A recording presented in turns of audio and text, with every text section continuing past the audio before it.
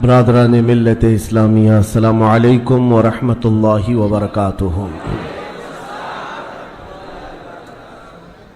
الحمد للہ الحنان المنان الذي خلق الانسان وعلمه البيان، والصلاة والسلام على رسوله سید الانس والجان وعلى آلہ واصحابہ ذوی الخیر والاحسان، اما بعد فأعوذ بالله من الشيطان الرجيم، بسم الله الرحمن الرحيم۔ فأما الزبد فيذهب جفاء وأما ما ينفع الناس فيمكث في الأرض كذلك يضرب الله الأمثال، صدق الله مولانا العظيم۔ بارگاہ رسالت معاب صلی اللہ تعالی علیہ وسلم میں درود پاک کا ہدیہ پیش کریں۔ اللہم صلی علی سیدنا و مولانا محمد معدن الجود والکرم وآلہ واصحابہ الکرام وابنہ الکریم وبارک وسلم صلاة دائمة سرمدا ابدا۔ محب گرامی، رفیق ہمدم حضرت العلام مولانا ابو الحسن نوری مدظ اللہ العالی، جن کی کرم فرمائیاں اور ان کی عنایتیں ہیں کہ انہوں نے مجھے یہاں طلب کیا، میں آپ کی دعوت پر حاضر آیا۔ ویسے بھیونڈی کا تجربہ میرے ساتھ کچھ اچھا نہیں رہا اس سے قبل، اور کئی معاملات دیکھنے کو آتے تھے، تو آج احباب نے جو ہمارے ٹیم کے حضرات ہیں انہوں نے بھی یہ کہا تھا کہ جب بھی بھیونڈی جاتے ہیں وہاں کے کچھ معاملات ہوتے ہیں، تو پھر یہ نئی جگہ پر ہم جا رہے ہیں، تو میرے ذہن میں ایک بات آئی، ہم سنی ہیں، اولیاء کی مدد سے ہی جانا چاہیے۔ تو یہ اولیاء مسجد ہے تو انشاءاللہ العزیز معاملات نہیں ہوں گے، کیونکہ ہم وسیلے والے لوگ ہیں، اور جب یہ وسیلہ اور نسبت ساتھ میں ہو تو اچھے ہمارے ساتھ کچھ نہیں کرتے، اور الحمدللہ یہی نسبت ہے جو آج تک ہمیں محفوظ رکھتی ہے۔ بغداد مقدس میں حاضری کے دوران ہمارے پڑوسی ملک کے کچھ علماء نے مجھ سے پوچھا تھا کہ ہم کثرت سے مسلمان ہیں لیکن اتنی آزادی سے نہیں بولتے جتنا آپ وہاں رہ کر بولتے ہیں۔ آپ تو کفار و مشرکین کے نرغے میں بیچوں بیچ رہ کر کے کس طرح بولتے، آپ کا کیا مسئلہ ہے؟ ہم نے صرف غوث پاک کے دربار میں کھڑے ہو کر ان مولوی صاحب کو، ان عالم صاحب کو اتنا ہی کہا تھا، کیوں دبے جس پہ حمایت کا ہو پنجہ تیرا، کیوں دبے جس پہ حمایت کا ہو پنجہ تیرا، شیر کو خطرے میں لاتا نہیں کتا تیرا۔ جس کی نسبت دربار غوث سے ہو اسے ڈر کی کیا بات ہے؟ ہمارے امام اہل سنت فاضل بریلوی رحمۃ اللہ تعالی علیہ نے ہمیں یہی سکھایا ہے، خوف نہ رکھ رضا ذرا، تو ہے عبد مصطفیٰ۔ جو عبد مصطفیٰ ہوتا ہے اسے ڈرنے کی ضرورت نہیں ہے۔ خوف نہ رکھ رضا ذرا، تو ہے عبد مصطفیٰ، تیرے لیے امان ہے، تیرے لیے امان ہے۔ بس معاملات ایسے انسانی فطرت کا تقاضا ہے کہ انسان عادت کے طور پر ایسا دیکھا گیا ہے کہ کوئی جھوٹ بات 100 مرتبہ اس کو بولی جائے تو وہ سچ سمجھنے لگ جاتا ہے، اور اس تھیوری پر آج پوری دنیا عمل کرتی ہے۔ پوری دنیا کسی چیز کو ٹارگٹ کر کے بار بار بولتی ہے تاکہ لوگوں کے ذہنوں میں ایک بات بیٹھ جائے۔ اگر پانی کی بوتل کو بھی کوئی 100 مرتبہ شراب شراب شراب کہتا رہ جائے تو اچھے خاصے لوگ بھی پانی کی بوتل کو شراب سمجھنے لگ جاتے ہیں۔ حقیقت ایسا نہیں ہے۔ اسی لیے میرے عزیزو، آج کے اس دور میں اپنے نوجوانوں سے اور سب سے یہی کہتا ہوں، یہ پھیلائے ہوئے پروپیگنڈے کی طرف نہیں جانا، اور نہ ہی دنیا کیا کہتی ہے اس کی طرف توجہ کرنا۔ صرف اور صرف ذہن میں ایک بات یاد رہے، اللہ اور اس کے رسول راضی ہیں تو پوری دنیا روٹتی ہے تو روٹے، اس سے ہمیں کوئی فرق نہیں پڑتا۔ اللہ اور اس کے رسول اگر راضی ہیں، کیونکہ حساب و کتاب بھی اللہ کے پاس ہونا ہے، سزا اور جزا بھی اللہ ہی کے ہاں ہونا ہے، تو دنیا کو راضی کرتے کرتے کئی لوگوں کو ہم نے دیکھا وہ کتے بن گئے بیچارے ہیں۔ دنیا داروں کو راضی کرتے کرتے اپنی حیثیت بدل ڈالی، مومن تھے تو کافر بن گئے، سیکولر بننے کے چکر میں، لوگوں کو راضی رکھنے کے چکر میں اپنی شناخت تک کھو دیے، لیکن اس کے باوجود ان سے دنیا راضی نہیں ہو سکی. موت تک دنیا نہیں راضی ہوتی ہے. ایک مشن لے کر کے چلو میرے عزیزو.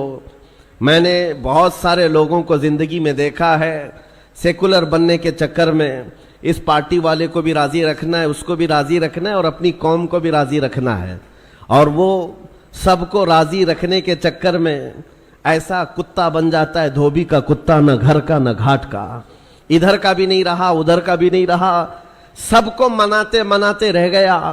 میں یہ نہیں کہہ رہا کسی کو منانا نہیں چاہیے, لیکن دنیا کو راضی کرتے کرتے اپنی آئیڈینٹی اور اپنا ضمیر بیچ دینا اور اپنا دین اور ایمان کھو دینا, یہ کہاں کا انصاف ہے؟ اور سب کرنے کے باوجود بھی دنیا راضی نہیں ہوتی. تو کرنا کیا چاہیے؟ بس بات اتنی ہے, اس دنیا کو اوپر سے لے کر نیچے تک کرنے سے بھی راضی نہیں ہوئی, لیکن میرا مولا صرف ایک سجدے سے راضی ہوتا ہے. میرے مصطفیٰ کریم صلی اللہ علیہ وسلم صرف ایک پکار پر راضی ہوتے ہیں. تو پھر کیوں نہ ان درباروں میں ہم اپنے آپ کو بیچ دیں جہاں جلدی سے جواب آتا ہے. یہی ہماری زندگی کا مشن ہو. نوجوانوں, آج مجھے جو بات عرض کرنی تھی وہ یہ ہے, قرآن نے یہ کہا ہے کہ جو جھاگ ہے وہ اڑ کر چلا جائے گا. جھاگ سمجھتے ہوں گے, جھاگ سمندر کے اوپر جو کف ہوتا ہے, یا کسی بالٹی میں آپ پانی ڈال کر سرف ڈال کر ہاتھ گھمائیں تو جو کف آتا ہے یہ جھاگ ہے, اور اس کی کوئی ویلیو نہیں ہوتی, ہوا آئی تو اڑ جاتا ہے. قرآن کہتا ہے یہ جھاگ جو ہے یہ اڑ کر چلا جائے گا. وَأَمَّا مَا يَنْفَعُ النَّاسِ, اور جو لوگوں کو نفع دینے والا ہے وہ ہمیشہ زمین میں برقرار رہے گا. اور نبی کریم صلی اللہ علیہ وسلم کی حدیث میں بھی یہ جھاگ کا لفظ ملتا ہے. کس لیے میں عرض کر رہا ہوں آپ کو بتاتا ہوں. یوشک ان تداعى علیکم الامم کما تداعى الاکلۃ الی قصعتها. حضور پاک صلی اللہ علیہ وسلم فرماتے ہیں ایک زمانہ تم پر ایسا آئے گا کہ ساری قومیں تم پر ایسے جھپٹ پڑیں گی جیسے بھوکا برتن پہ جھپٹتا ہے. سارے لوگوں کا ٹارگٹ تم ہی رہو گے.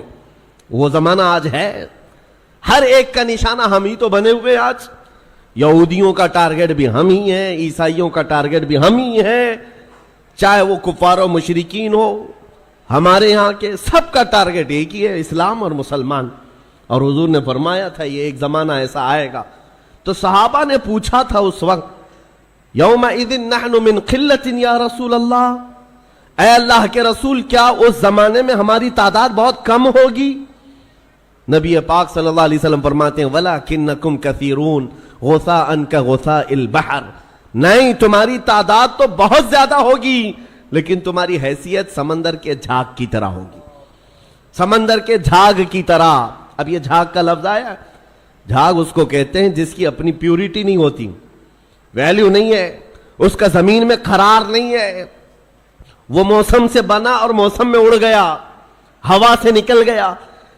اور یہ آج کثیر تعداد کو دیکھ کر کے اندازہ ہو رہا ہے یہ جھاگ ہے, ورنہ پوری دنیا میں آج 100 کروڑ سے زیادہ مسلمانوں کی تعداد, آپ کو اندازہ ہے 1 ارب سے زیادہ کی تعداد مسلمانوں کی ہے.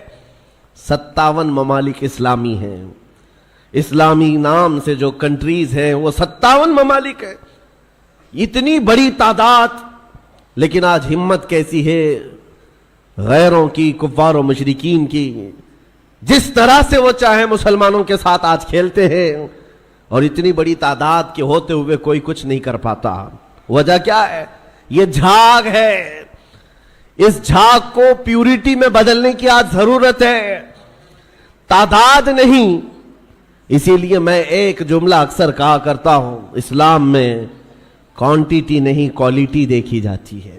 اسی کوالٹی کا نام اخلاص ہے, اسی کوالٹی کا نام پیورٹی ہے. جو اصل چیز ہے وہ ختم ہونے آ گئی.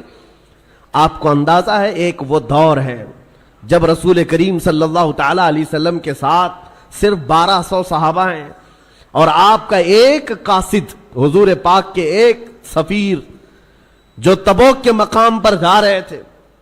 جو جنگ تبوک لڑی گئی ہے اس کی وجہ میں بتا رہا ہوں.